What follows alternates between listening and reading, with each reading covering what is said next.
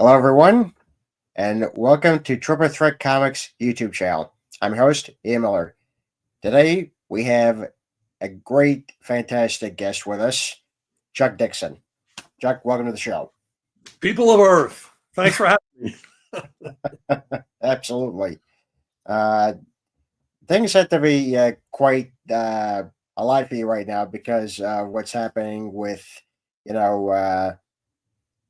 Levon Cade and him getting a movie. Right. Before we get to that, let's actually talk a little bit about how you got started in comics. Right. Basically, I never wanted to do anything else. I mean, when I was a kid, I share the same origin as a lot of comic book creators. I was sick a lot as a kid. I was hospitalized a lot.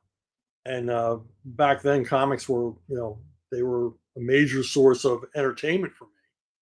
And I just sort of became totally infatuated with them, fascinated with the medium, and wanted to know all about them. And so, first I wanted to be a comic book artist, but I wasn't disciplined enough for that. So I became a writer because that doesn't require any discipline. and basically just kept hammering away at, the major companies until I got a break. And, never left. Once I got that break, I just stayed. Well, that's a good thing you did, because otherwise you wouldn't be here right now. Exactly. Yeah, I knew getting into the industry, you have a window. I thought, if I can just get a 5-year window, and I think I got about a 15-year window. I think you did. Yeah. Do you remember what it was like writing for the first time? Writing comics the first time? Yeah. Yeah, well, I'd written a lot. Hold on, I had a door open. No reason for the whole family to hear this. I'd written and drawn a lot of comics because I had no artist, so I drew my own comics. So, which was a good thing. I mean, I drew hundreds of pages on my own, and it kind of taught me what an artist goes through, and made me familiar with that. And actually, my first published work, I did all the artwork on as well. The first paying job I had, and that was cool. Getting paid to do what I wanted to do. After many years of working a lot of jobs I didn't want to do. Yeah, that definitely seems to be like the origin story of every comic writer and artist that I've spoken to, and yeah, it seems to be a trend which continues to this day. Yeah. I mean, if you get into comics and you're serious about it, you become a lifer. You really don't want to do anything else, and no matter if it's feast or famine, you're still sticking with it. Yeah, absolutely. Yeah, because a freelance life, it's not easy. No, it's not. You gotta go look for the work. They're not, like I said, I had a 15-year window where they came looking for me, but then after that, you gotta make your own work. You gotta find your own niche, your own fan base, and pursue that. Yeah, and it really is worth it when you get to the finish line, just seeing that, people are respecting your work and all that, and people wanting more and more of that. So yeah, it's definitely worth it. Yeah. I mean, it's nice. I mean, I've got a lot of assignments now. I'm in a position where I turn down assignments, because I can't go at the same speed I used to go at. So, but yeah, I mean, I'm a very lucky guy. I know that every day when I wake up, I got to do what I love. Yeah. Okay. So you started working at Comco Comics in '84. Right. So what was your first assignment on that? Well, they lived within driving distance of where I was living. So, these 4 young guys opened up their own comic book company. I showed up on their doorstep as soon as I was aware of them. And, they took me on with that property, Evangeline. And I was there for a little while, and then we had a dispute over ownership. There really wasn't anything like contract signed. And their understanding was that I created the character for them. I'm like, no, it's creator owned. So we had to go to arbitration. I mean, nice guys, but there was a misunderstanding. But that, it was cool because I was, you know, in the business, not full time yet, not quit your day job yet, but it was foot in the door time. Yeah. What was your day job at the time? I think I was working at a video store part of that time, and then another part of that time I was a security guard at a department store. Wow. So a little bit of everything. Yeah. I worked a lot of time. I didn't go to college. I worked a lot of dead end donkey jobs, but it informed my writing because I got to meet so many different people. Yeah. So then you also went to First Comics as well at that point. Well, yeah, but before that, I was working for Eclipse on Marvel, which I kind of got big breaks simultaneously. Eclipse took me on to write Airboy, which would be my first regular title. Yeah. And then at the same time, Larry Hama hired me to do work on Savage Tales and Savage Sword of Conan. Wow. So those were my, and they happened within like 2 weeks of each other. And at that time, I was working as a security guard at an insurance company. And within, I guess, like 6 months, I had enough regular work for Marvel and Eclipse to go full time. Wow. What was it like? First came along later when they picked up the Evangeline license. Really? Yeah. Huh. Yeah. So much for the ownership dispute. Well, yeah, but then first they ended up owning it, which I wasn't happy about. Yeah. So I tried to keep as much stuff as I could, because I've done a lot of work for Marvel and DC. I've done a lot of work for hire, but I've also done a lot of creator. I have a long list of intellectual properties that I own because that was important to me from the beginning. Because early on in the business, I met Dean Mulaney at Eclipse. I met Dennis Kitchen, and these were publishers, but they were very much for creators owning their own work. Yeah. Well, it is important. Yeah. Yeah, because that's where the real money is. You look at, DC's, they're pretty good about participation. Marvel is not. You are up the creek with Marvel. They'll just take whatever you create and make $1 billion movie franchises out of it, and you really get pennies. Ouch. Yeah. Yeah. You get a hard lesson here, folks. Remember that. Yes. Don't get taken advantage of. Whenever I'm making a deal with somebody about ownership, and I always want a little piece of everything, not a big piece, just a little piece. And my reasoning to them is, I don't want to be sitting in a movie theater someday crying. That's mine, and I got nothing. I can buy my own popcorn.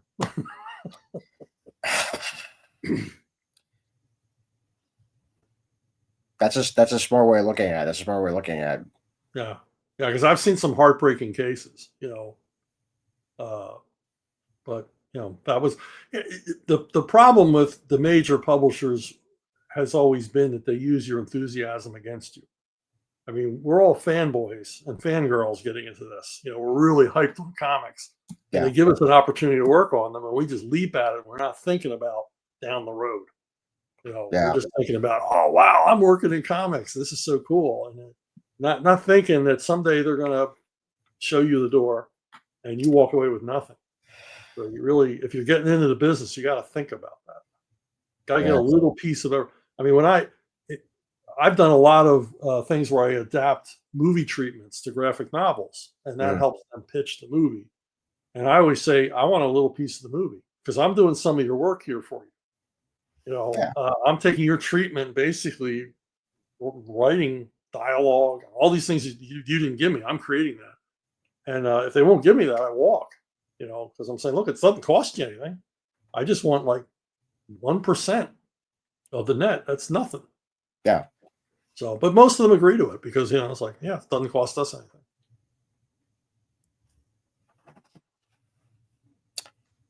I think the lesson here, folks, is definitely try to create your own stuff. And if you do work with creatives, definitely make sure that you know, it's like with poker, have the best hand. Yeah, yeah. If you don't want to hire a lawyer, at least learn how to read a contract.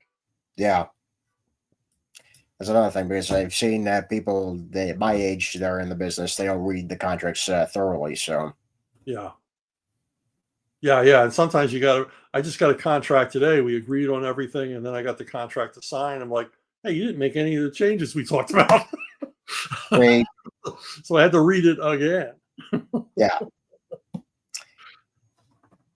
they you go. They try to pull a fast one. Yeah, yeah, and it's like, okay, but that's not the fun side of comics. That's for sure. I don't want to be Debbie Downer here, but you Yeah, gotta watch yourself, gotta watch your own back, because nobody exactly, gonna watch for you. exactly. Yeah, Okay, so at this point, like in the '80s, you were doing various projects for various companies. right. When did you start really working for the big two like full time? Well, I mean, eventually Larry gave me the lead feature in Savage Sword, so that was 50 pages a month. Yeah. Plus, it paid royalties, and so at that point, I was able to quit my day job and set a wedding date with my fiance. It's like now I can support us, and at least for a while. Maybe Yeah. this will last a few years. So I had that, and I had Airboy, so I had two regular things coming in, and then Larry Hama, editor on Savage Sword, he went around Marvel and suggested me to other people because I was handing my work in on time, I was conscientious, I was flexible. If he needed changes made, I was fine with rewrites. I wasn't a prima donna in any sense of the word. Mm. And so Archie Goodwin reached out to me to write Alien Legion, uh, and um, and that was sort of the next step. I never really got into the mainstream at Marvel. I never got one of the big titles. I was Wow. always on the periphery, writing Conan or Punisher, or peripheral characters. Wow. Did you ever want to at that point? Not really, because I liked Conan, I liked the Punisher. That was more my speed anyway. Yeah. And there was a bit, outside of Larry and a couple of other editors, it was kind of a vicious kind of clique going, Mm. and I didn't want to be a part of it. I mean, they had this clique where they were all mean to each other. They're almost like sorority sisters. It was horrible. Wow. And I don't, this is a toxic mix here. I don't want to be part of this. So No, I'm no. happy working with Larry and Archie. I like those guys, and I like what they do, and we had a great rapport. So I'm just going to work with them. Okay. Well, that's good because working in toxic work environments is, toxic. Yeah, yeah. I mean, they would just you'd go to lunch with these guys, and they would just verbally abuse one another. It's like Jeez. I don't want to be part of this. No. Oh gosh. Uh, wow. I'm learning a lot. I'm learning a lot. Yeah. Okay, so eventually your work on Punisher, caught the attention of Des O'Neill. Yeah, actually, it was Airboy that caught Denny's attention because they wanted a writer on Robin, and Wow. he was reading Airboy. And strangely, Archie was reading Airboy too, and it's because they were from a previous generation and they knew who Airboy was. So Yeah. when they saw Airboy coming back, they went, "Hey, I read that as a kid. I'll check it out."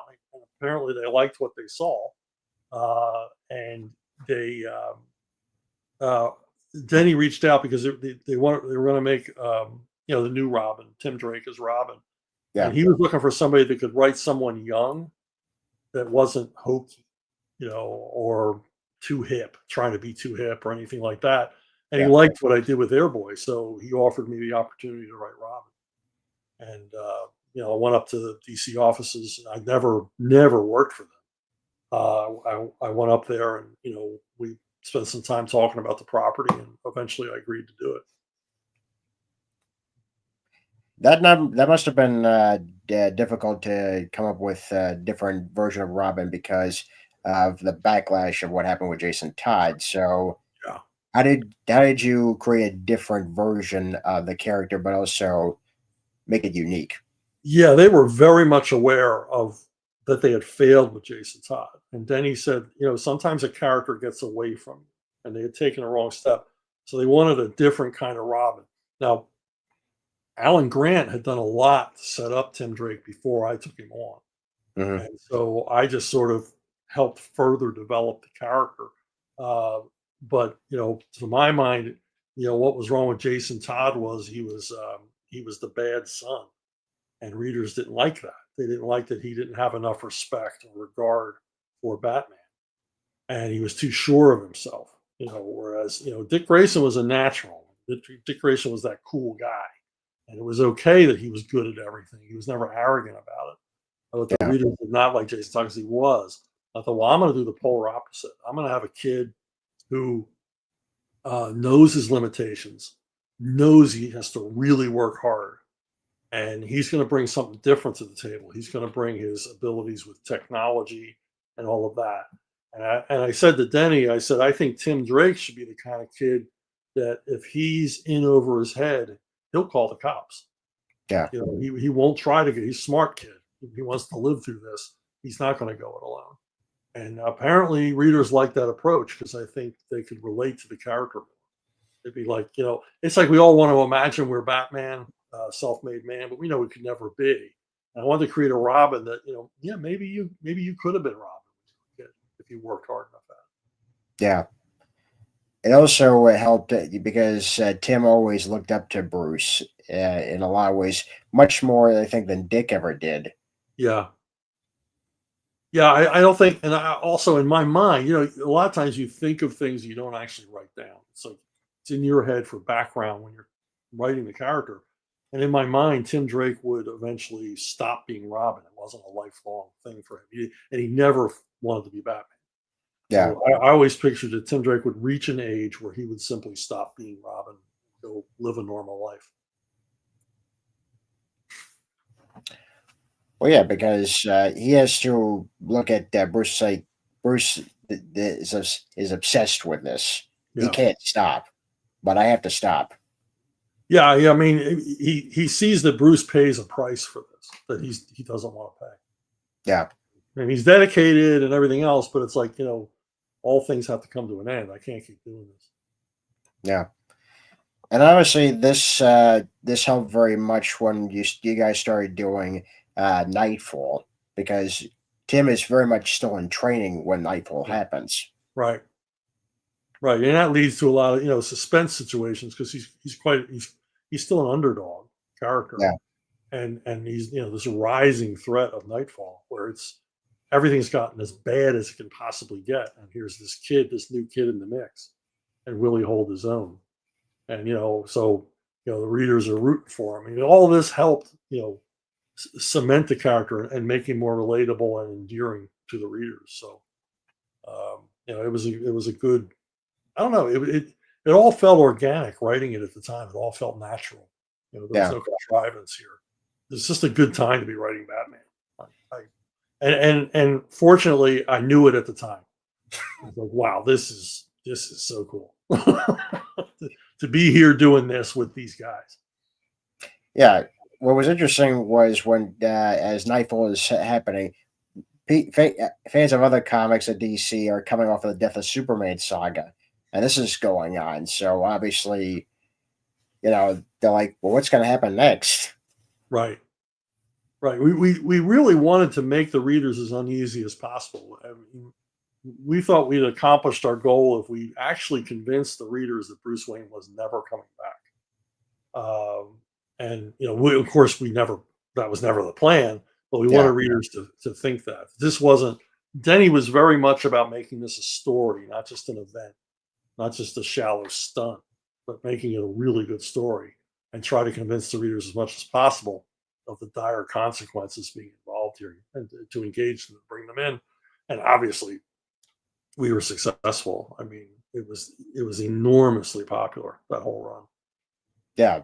It's still the most talked about run, to this day. And even I myself have gone back and forth reading it. I was like, how did they do this? How did they get to this?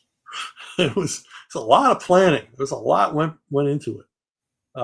And as Denny said, he picked guys who were storytellers, who were really into it and dedicated and knew how to use a calendar.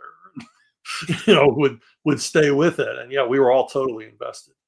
Doug and Alan and I were completely invested in this. Yeah. Yeah, especially when you were also creating Bane, Right. you were taking a character, that, seemed like just a big hulking guy, but also is is very tactical, he's very sure of his plans, Right. very militarized. Yeah, going into Bane, we knew he had to be Batman's intellectual and physical equal. Because Superman had basically just been killed by a big space bug. Yeah. And we didn't want that. He just been killed by a bug from outer space. And we wanted someone. Then he said, we want a villain that's going to be around after this is over. And I was carping all the time about how hard that was going to be, because for that to happen, the character had to be popular. He had to catch on with the readers. And if we could just always create characters that caught on with the readers, we would be millionaires. And I carped about it so much. He was like, okay, it's up to you. You go do it, because you're going to sweat it more than the rest of us are going to sweat it, because you seem so worried about this. So I got together with Graham, because I knew he would be the first guy drawing them, and just sort of talking out loud to each other, thinking out loud, and came up with this guy. Yeah, and be turned to be one of the best popular villains because he broke the bat. Yeah, yeah, and he stuck around. He was interesting enough and engaging enough. But I remember we didn't have a name for him. We didn't know anything about him when we first started working on Nightfall, and his working name was Doc Toxic, which idiotic name. And I remember calling the DC offices and saying, I want to call him Bane. And they're like, we hate that. We all hate that. We'll think of something else. But they just never did. And this was in a day, remember, it's early 90s, and all the characters were called, Death Wolf, Fire Sun. It was all these, combined. It's like, Rob Liefeld had a Scrabble set. He was just combining words, name character. But I wanted like an elegant monosyllabic name for this guy, and obviously caught on. Yeah, I can't imagine what the other names they were thinking of. Well, they never thought of any, so thankfully they didn't come up with an alternate list. Yeah, exactly. They just started calling him Bane. After 3 days, everybody was calling him Bane. I was like, yeah, it is a good name. Yeah, it's short, it's simple, and it does, terrify you. Yeah. I just pulled it out of the thesaurus. I was like, this guy's evil. What's another word for evil? There you go. Bane. Yeah, okay. That's the one. Oh, man. Okay, so obviously from there, you worked on a different series of Batman and Robin and even Nightwing stories. Right. Yeah, I became kind of a go-to guy in the bat offices. Whenever they needed they needed fill-ins on Catwoman, or the original writing team on Nightwing bailed on the project. Just sort of threw me in there. So for 11 years, I was like the Batman guy. Whenever they needed whenever they needed to fill like time on the printing presses. Did you write 4-issue miniseries? Like, yeah, okay, I can do that. Okay. Yeah, but it was a good time because the phone was ringing. I didn't have to hunt for work. Exactly. They were coming to me. And it seems like when you did the work on Nightfall, you also had learned a lot of lessons during that when you went into doing, No Man's Land. Because you started doing a build-up with that. Right. Yeah. I was a big part of Road to No Man's Land, but I really wasn't a big part of No Man's Land because Mm, we reached a point where uh, a few years after Nightfall, our sales started to fall. Along with every other comic book, our yeah. sales were falling, and they wanted to make a course correction, so they fired Doug and Alan and me, um, and then they found they had to bring us back when they came up with, oh, we need this for road. The writers on No Man's Land aren't ready, so we need this and we need that. So they brought us back to do different arcs on things. So and the thing is, I felt bad for Doug and Allen because they were fired. I was fired off of Detective only, but I still had Nightwing. I still had Robin. I was writing Green Arrow. Yeah. So I still had 3 or 4 titles because that's just the way I am. Once you let me in the door, I won't leave. Okay, exactly. You can't get rid of me. You can't get rid of me, guys. You can't I'm get rid like Elon Musk at Mar-a-Lago. I says, okay, I'm taking over this room. of me. I'm not leaving. Well, that could be interesting, writing Green Arrow, which is something obviously different from the other comics we were talking about. Yeah, Green Arrow was something I told them. They really needed a regular writer, and they were in a bind. And I said, well, I'll write it for 6 months until you find somebody else.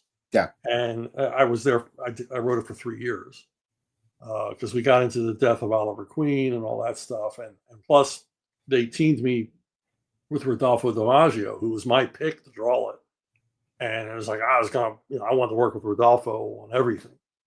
I so that was a great run because of his art. I mean, he showed me his portfolio at a convention, and I knew they were looking for a new artist. And I called Scott Peterson, who was the editor on Green Arrow, and I said, I found our new artist. They said, well, have him come in and we'll talk to him. And I go, no, go stand by the fax machine. I started faxing and Xeroxes of Rodolfo's stuff. And then he called me and said, when can he start? That's fantastic. Yeah. So it was, so I stayed on, and then they kept giving me, Dougie Braithwaite, Will Rosado. They kept giving me these great artists. So I just stayed on it for 3 years, and I had a lot of fun. I fell in love with the characters. Yeah. Well, I can imagine. Imagine they would keep you on as long as possible because they're getting some of the best work, obviously, on the title, and some of the best artists to work with you. So, yeah. Yeah, yeah. And then they offered. I think it was Birds of Prey started up, and I said, look, I'm at my max for what I can write, so I got to Mhm. lose them. I got to lose Green Arrow. And it had a new Darren Vincenzo become editor at that point, and he was talking to Kevin Smith.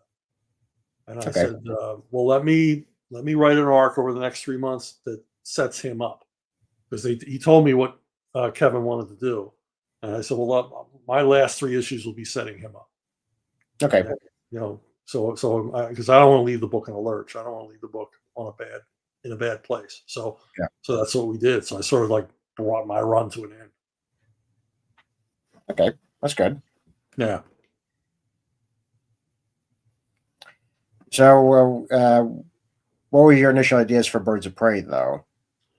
Well, Birds of Prey really wasn't even my idea because you created Birds of Prey. It's like, no, Jordan Gorfinkel, the editor, created it. He bugged me for months about this. He says, I want to do a book, Black Canary and Oracle.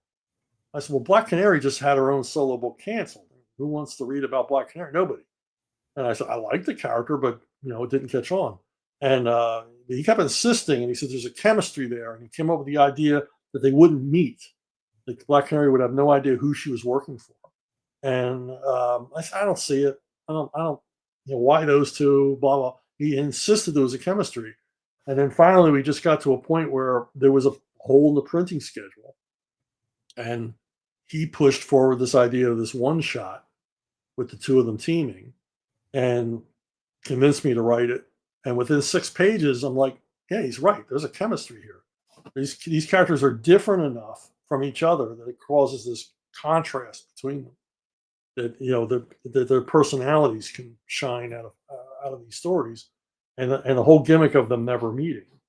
And so then I was sold. I said, and then he kept, I always say he was the mother of the Birds of Prey, because at every editorial meeting he would try to, well, what if we did a one shot? What if we did a 2-issue? What if we did a 4-issue?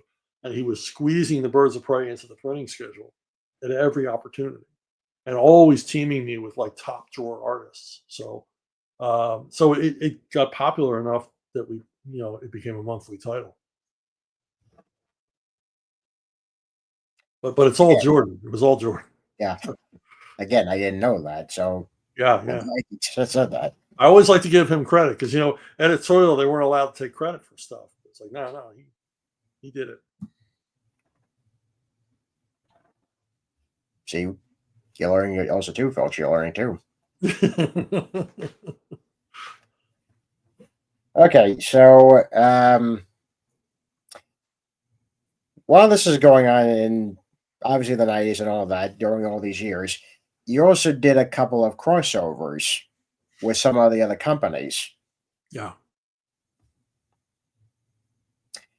And obviously one of them was Batman versus Predator 3. So you're Yeah. doing the third installment of that series. Yeah, that was DC did my editors made a decision that I didn't like, and I felt was unethical, and I called them on it, and they said, "Well, you're right, and you could make a lot of trouble." I mean, it wasn't like anything illegal or anything else. It was just that was bad form. What you just did was bad form, Mm. and they said, "You're right. It wasn't right, but we can't go back now. We can't change it." And I said, "Well, I want something." Because I knew even good editors forget when you do them favors. So I made up a wish list of all the projects I wanted to work on, and Ooh. they had to sign off on it. They would greenlight them. One of them was Joker, the Devil's Advocate with me and Mm. Graham. There was a couple of others, but the big one for me was Batman Predator 3 with Rodolfo. And I said it has to be Rodolfo, and we have to do this. And that was the one they cried uncle. They moaning, oh my God, we got to get involved with legal. And we weren't going to do another one of them. And I said, yeah, but you're going to do one now. And so I hold my peace. And so we put it together. I mean, oh God, I had so much fun working on it. I had so much fun. Rodolfo dug it too. And obviously just knocked it out of the park. Because I love Predator. I remember at one point, Dark Horse got a hold of Scott Peterson again was the editor and said, "Does Chuck need the Predator Bible?" And Scott said Chuck could write the Predator Bible.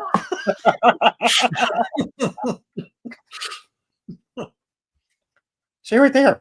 See right there. Yeah.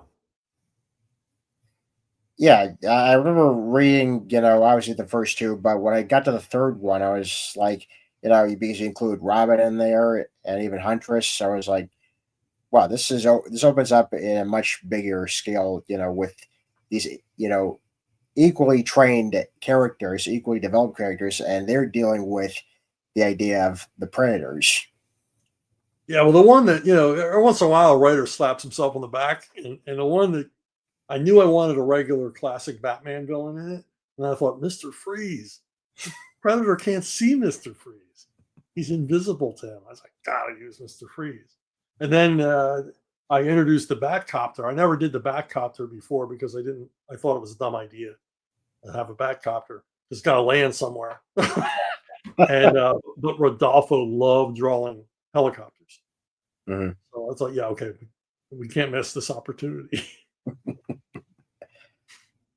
Yeah, it also kind of goes with the whole Predator feel, if you think about it, because the first film, it's in the jungle. You have to have a helicopter. Right. You gotta have the chopper. Exactly. Exactly. Yeah, but obviously that was not your only crossover with other companies. Yeah, Because I did. I did Punisher Batman, Mhm. which I campaigned for 2 years before it finally happened. and that was a blast. I mean, Archie was my editor, getting to work with Johnny Romita Jr. and just given full reign, because I really wanted to have those two characters meet and sort out their differences.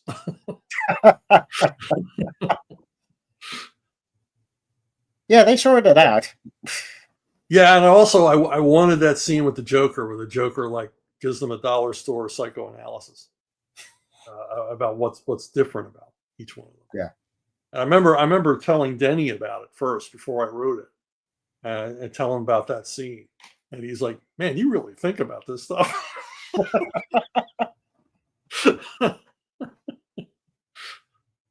Well, it's just one of those things, you're like, this seems like a good idea. Yeah. I'm definitely going to put it in, but I have to see if it's a good enough idea. So let me just talk to somebody else. Right. Does this make sense to you? Yeah, exactly. And Joker, being a mental patient himself, he knows a lot about psychoanalysis. Exactly. And it's a great gag. It's a great gag because you're having probably the most sickest criminal in Gotham history, pretty much psychoanalyzing these two very different people. Right. But they do have some sort of a moral code. Yeah. It's just, what's the source of it? And Joker wisely determines that, Batman is a result of childhood trauma, and Punisher is a result of adult trauma. Yeah. So, but it's one of my, another pat on the back scene. Yeah, I did okay there. Yeah, Chuck, you did more than okay. You did more than okay. I'm not one of those guys that lets my ego. Well, my wife doesn't let my ego run away with me. That's good. That's good. She's riding behind me on the chariot, saying, "All glory is fleeting." Oh God. Okay. So after you've had a long career at DC doing all these great storylines, obviously you were at some point like, let me do something else. Yeah. I mean, what happened was Denny O'Neil retired, and that was literally the end of an era. It was like one day it was this, and the next day it wasn't that anymore. And he was replaced by editors who, the kindest thing I can say is, they were indifferent. They weren't as involved and invested in the quality of the work as the guys I was used to working with. I mean, I had Denny, I had Scott Peterson, I had Gorf, I had Darren Vincenzo, and these guys were into it. They were into it. And, they took the work very seriously. Never took themselves seriously, but took the work very, very seriously, as did all the guys they were hiring. And now a new crowd was there, and they cared more about scoring points at editorial meetings than they did about what the readers eventually saw. And I knew I was getting frozen out. I knew they wanted their own guy. But they couldn't get rid of me because I had 4 titles that were all selling one. So it was up to me to leave. So they just sort of, anything new I would pitch, they would just turn down. And so I thought, okay, I'm not going anywhere here. And that's when CrossGen came along and offered me a chance. Come down here to Florida, work for a new comic book company. So I took it because it's like, this is more interesting work. I took a pay cut, but it was like, this is more interesting work. I mean, I don't want to work on stuff I'm not happy. So, So plus, they were stealing all my artists. They had already hired Butch Geis and Greg Drew Geraci, and I'm like, man, all my artists. I'm losing. This guy in Florida is taking all my buddies away from me. So you pretty much said, you know what? Hell with it. Let me just go join my friends. Yep. Go put on a show. And I remember, meeting Mark Alessi, the guy that owned CrossGen. He laid the whole thing out, and we negotiated a price. I remember him saying, "Well, you'll be the highest paid writer here," and I'm like, "Well, yeah, okay." But I said, "I'm taking a pay cut." He didn't believe me. And I showed him my exclusive contract with DC that I had not signed yet. And I said, well, this is what they're offering versus what you're offering. And I said, but I want to be here, but you got to pay me this amount to make it worth it. But I remember calling my wife that day and saying, I want to be here, but I think it's going to last about 2 years. And it did. It lasted about 2 years. Mm. Because I already saw the writing on the wall. I mean, I'd seen other comic book companies go under. I Yeah. could just see the writing on the wall. I said, this isn't going to last, but I want to be here. And I'm so glad I did it because, working with those people was amazing.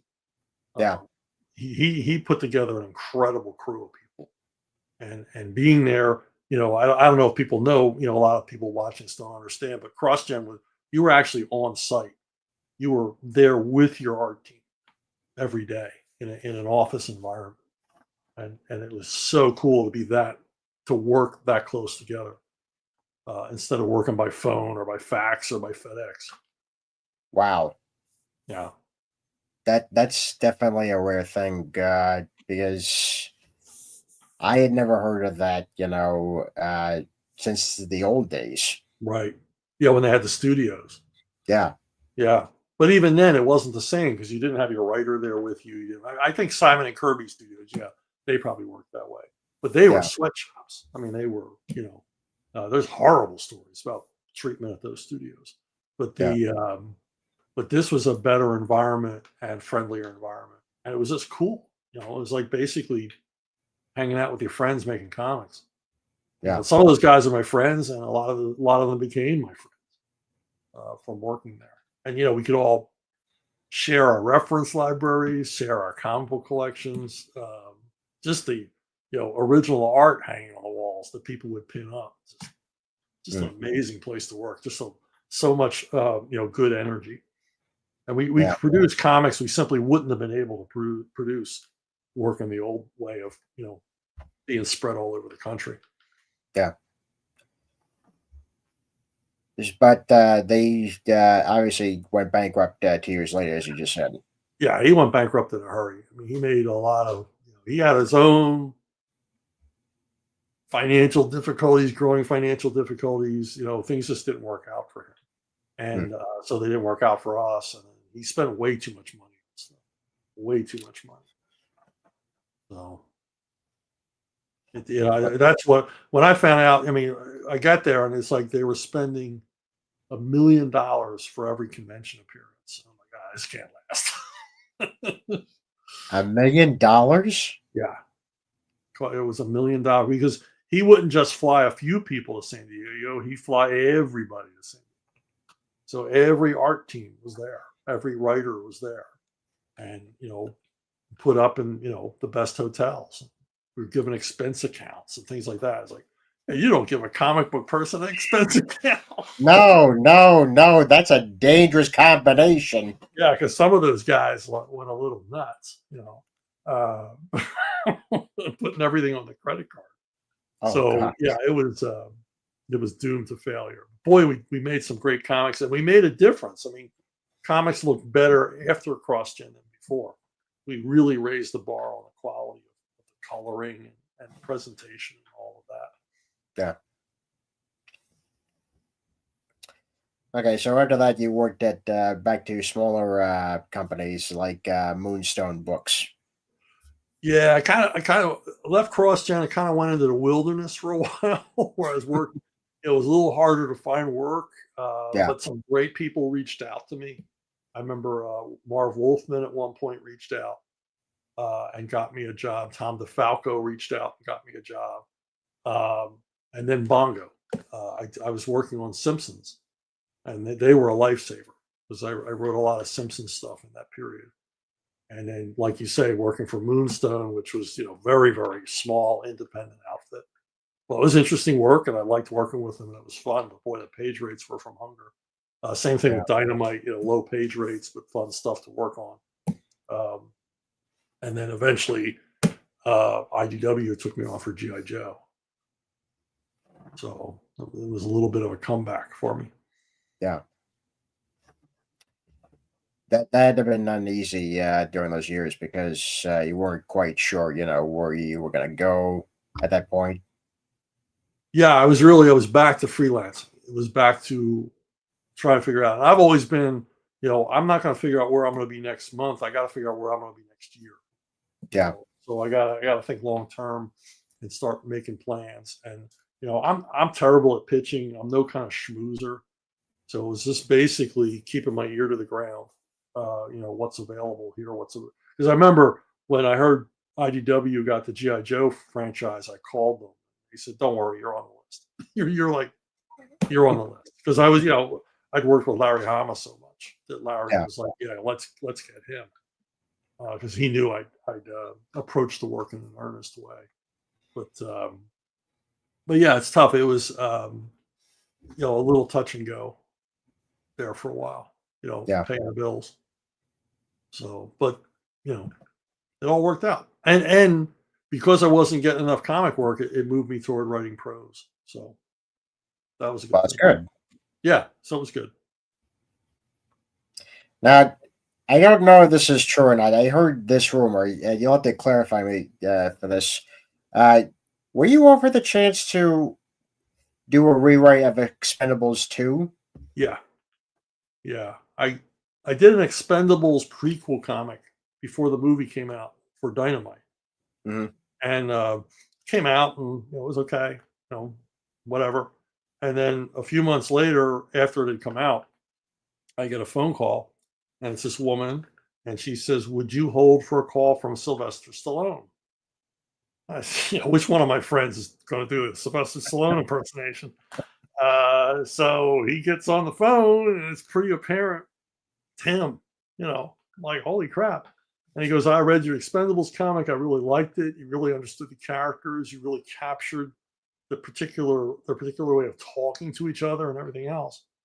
I said, "Well, what? That's awesome. I mean, that's great." And he goes, "Well, would you want?" Then he said, "Are you from Philadelphia?" Because I went right back to my Philadelphia accent within 5 minutes of talking to him.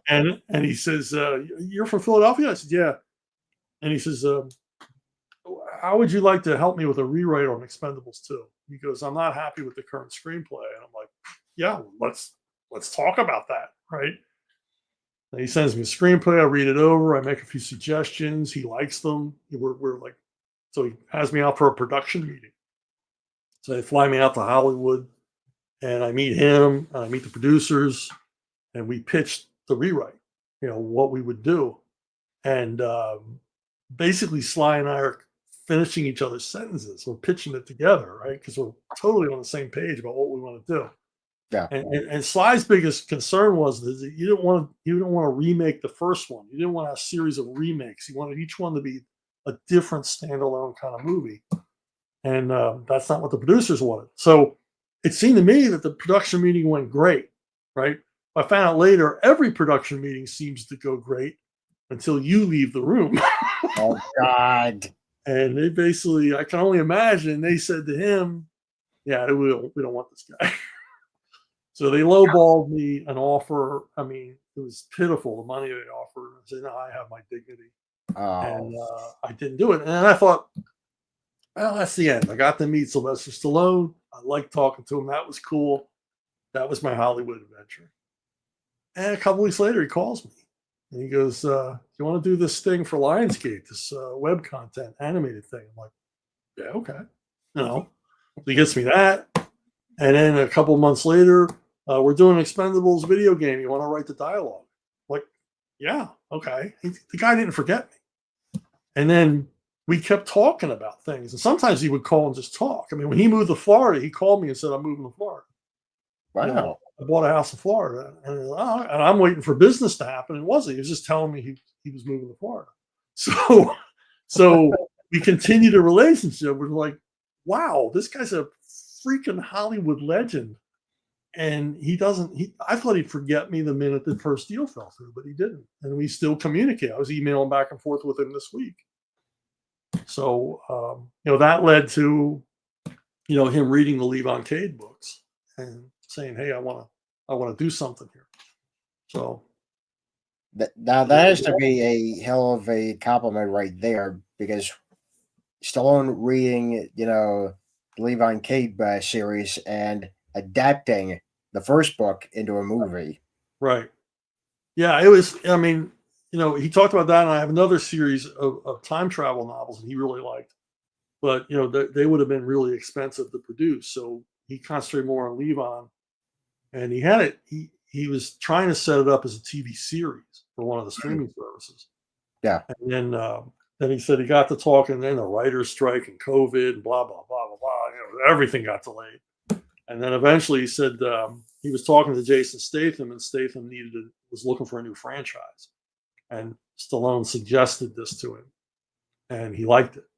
So that was the beginning of that. And then they put together a production deal. But it was always going to be Sly writing the screenplay, which I was perfectly happy with, because because I read he wrote like 3 episodes of the proposed TV series, and I read them, and it's like, wow, this follows the book so closely. I have no complaints. So yeah, that's the thing about Stallone. He's always a talented writer. Oh yeah. Especially when he was doing First Blood, I read the actual script that he rewrote. Right. In comparison with the novel, it's pretty close. Yeah. Yeah. I mean, I met a guy recently who was like a visual effects supervisor on Cliffhanger. Yeah. And he said they hired me on this movie. I read the screenplay. We were setting up locations and everything else. And I'm thinking, this will be an okay, quick play, forgettable action film. Then they cast Stallone. He said everything changed. He came in, rewrote the screenplay, and he says all of a sudden, we're working on something really, really cool, because of the Stallone touch that he brings to what he does. And now that I've worked with him and get to know his thought process, I can look at all of his movies in the past, even ones he wasn't credited with writing, and go, yeah, he wrote that scene. He wrote, because I've asked him, did you write that scene in Daylight toward the end? He goes, yeah, I wrote that. I said, yeah, that was all you. That was all you. He doesn't get enough credit as a writer. No, he doesn't. And he's a phenomenal writer. Yeah. And I'm very pleased that he adapted your first Levon Cade book into a movie. I'm very pleased with that, because the series is just fantastic. It was always fantastic. It was already there. Yeah. All the elements of a great action thriller was already there in the books. So I was very pleased when Stallone wrote the script. Yeah, I think what he liked about the books was that when the very first time I talked to him, I brought up the 4th Rambo movie, because he brought it up, and he said how much grief they gave him over that movie, the way it was edited and everything else. And he said he stuck to his guns and got the edit he wanted. And I said, who could argue with it? I said, it was a pure action. It was pure. There wasn't a wasted second in that movie.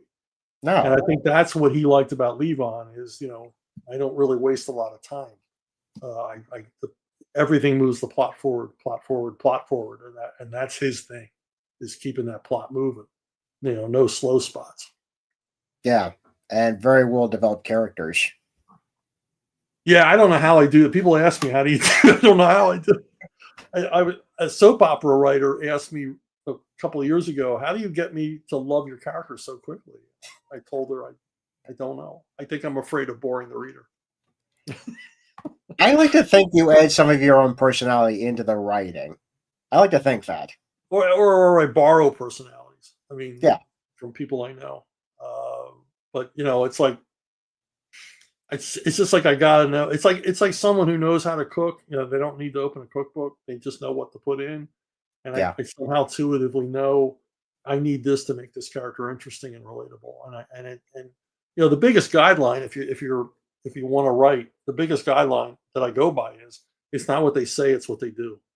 And you can learn a lot about a character just by watching what they do, and then you'll know all about them. I mean, I always suggest people watch old movies, like movies from the 30s and 40s, because they were experts at this. Yeah. 3 minutes in, you knew everything about Humphrey Bogart you needed to know in this movie. You knew what kind of guy he was, and they knew how to tell a story. Yeah, it's funny because we're obviously Facebook friends as well, but I had talked to you a couple of times about certain movies, what your thoughts on that, and you and I were pretty much on the same page of a lot of the movies. That's good, because like I always say to Graham, I don't know how we're friends. because he hates movies I love. I hate movies he loves. Oh my God. It's like, how did we ever work together? I mean, it's not like, oh, yeah, that movie's okay. No, I hate that movie. And I'm like, oh my God, I've seen that movie 100 times. I love that movie. It's like, well, what was a better movie in your mind? He'll name it. I'm like, oh my God, you gotta be kidding me. It's horrible. I like to think you bring different perspectives and I try to guess come that's up. what it is. I guess that, Yeah. and you've talked to Graham. He's brutally honest all the time. So I think that's our working relationship. If he thinks it sucks, he tells me right away. There's no Nancy around. Yeah. And I know what kind of stories he likes. I'm very much aware of what kind of stories he likes. Yeah. And obviously you guys collaborate again on obviously Bane City for Conquest, but also Expendables Go to Hell. Well, which I'm sorry. Which one? Expendables Go to Hell. Oh yeah, yeah. That was one that I brought up to Sly because he liked. Well, actually, he brought it up. He said, "I want to make this movie called Expendables Go to Hell." I said, "Well, what's that about?" He goes, "Well, the Expendables go to hell. He said, they die and they fight Satan." And I'm like, "They're never going to let you make that." He goes, "Well, I know they're never going to let me make it." I said, "But I make a hell of a comic book," and he likes comic books, so he's like, "Yeah, can you make that happen?" And I'm like, "Yes." So I called Richard Meyer, your boy Zach, who's the biggest Expendables fan on the planet, and I said, I'm gonna tell you something. You have to be sitting down. And he laughs. I said, "No, seriously, take a seat." He sat down and I said, "Would you like to do an Expendables graphic novel plotted by me and Sylvester Stallone?" He's like, "You got to be kidding me!" I'm on the phone with him for like 20 minutes, and then he goes, "Wait a minute. You mean an actual Expendables comic?" I'm like, "Yeah." "What did you think I'm talking about?" He goes, "I thought you meant like a comic like the Expendables." Said, no, I'm Jason Statham, Dolph Lundgren, Sylvester Stallone. We use those characters and they go to hell. And so, we put it together. And I always like to say that Sly made money from me before I made money from him because it did really well. We wrote him a pretty nice check. And then we moved on to doing the Rambo First Kill book. From there. So, Oh, and I hope to do more. I want to do more Rambo. Love Rambo. I hope you do. Yeah. Well, Chuck, I can't thank you enough for coming on and talking to me about your great career. No, this was fun. Yeah. Just one last question. The obviously the title for the film, "A Working Man," is used. Were you bothered by the name change? I would prefer they hadn't, not for an ego thing, but simply because it's supposed to be the beginning of a franchise. They want to do sequels. Jason Statham has reiterated just this week that he wants to play this character again. Mm-hmm. And I wrote the series so that it's Levon's trade, Levon's night, Levon's run, Levon's ride, Levon, and it's like the sequel titles are built in, and now it's going to have to be A Working Man 2. That's the only thing that bothered me. It wasn't an ego thing. It was just like I kind of thought of this as in terms of sequels. Yeah. But it is what it is. Obviously, people at the studio like this title better. Mm. So I'm not going to argue. Yeah. I learned a long time ago when you deal with Hollywood, you got to turn your heart to stone. You sign that paper, it's just like get my name right on the check. That's all that's important now. You're going to do what you're going to do, and people say, "Well, don't you object to them changing your work?" And I say, "Didn't change my work. You can still read the novel. Didn't change that. It doesn't matter what they do, movie wise." Yeah. But I'm hoping the movie does really well, and we'll go from there. Well, knock on wood. I hope it does very well as well. Well, early indications are we're in good shape. Oh, that's good. That's good. So. Well, Chuck, again, thank you again, and you're more than welcome to come back anytime you like. No, just give me a holler. I'll come back. Absolutely, absolutely. This was fun. I enjoyed it. Thank you. All right. And folks, I think it's about that time. I'm Ian Miller, and this has been Triple Threat Comics YouTube channel. Have a good day.